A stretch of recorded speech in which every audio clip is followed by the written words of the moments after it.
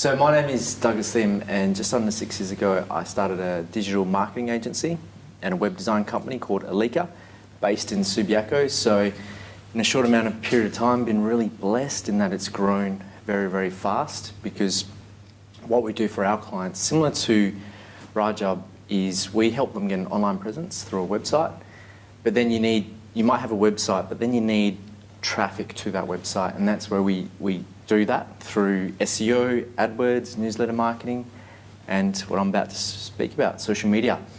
And then we help convert that traffic. So yes, you can get a lot of traffic to your website, but then how do you actually convert that into potential customers? So in terms of the topic of social media, I always say one of the first things that you've got to do is work out your target audience. So a lot of my clients come to me and say, look, I want to be on Instagram, I want to be on Twitter, I want to do this. And I ask them why? Like, what is the reasoning behind it? And they have no reason. It's just because it sounds good. It's a buzzword.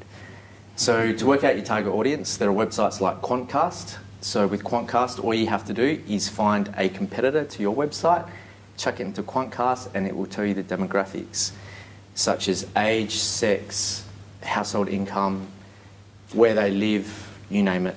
And then when you get statistics like that, and also in addition to creating your own target demographic user personas, you can then figure out which channels will fit to your target audience. So for example, like Rajab mentioned, Gen Ys.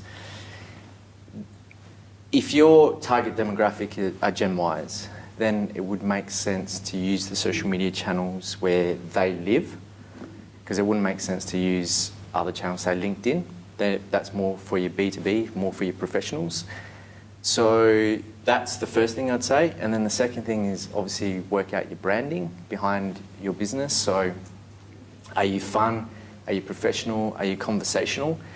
And make sure that comes through to your content marketing strategy.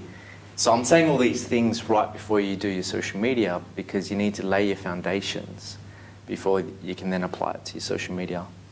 So then once you worked out your content marketing strategy, you know your branding, you know your voice, that will permeate through your content, and then from your content that can be displayed out and permeated through to your social media channels. And different social media channels for different purposes. So for LinkedIn, it's more B2B, and Facebook more B2C, so classic examples. And then once you're on those channels, then that's the next step up, which I'm happy to talk about as well. For people who don't know what content marketing is, would you mind sort of just going to that a little bit more, please? So content marketing is effectively developing content that has the same unified message that's permeating through it. So, for example, I've seen some clients do this before they come to us. What they'll do is you look on their Facebook, they'll talk about one day, say if they're a plumber, say for example. One day they're talking about the Freo Dockers, and then the next day they're talking about the Perth Zoo, and then the next day they're talking about the Perth Fashion Festival. Whatever they find interesting, they're posting up. But you as an audience, and Rajab mentioned this really well, that engagement, what sort of branding and messaging is that coming through to you? It's all over the place.